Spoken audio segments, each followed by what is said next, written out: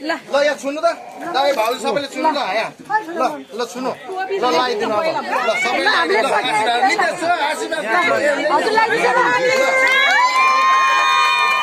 यो भिड भाडो नातिकिन लगाइदिनु हजुर आरामले गरौँ न किन अब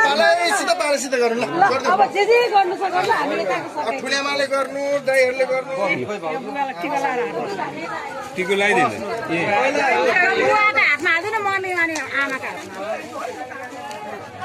टिको लाउनु पर्ने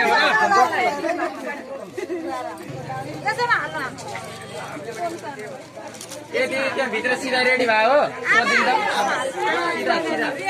कपडा भैलो लिएर आउँदा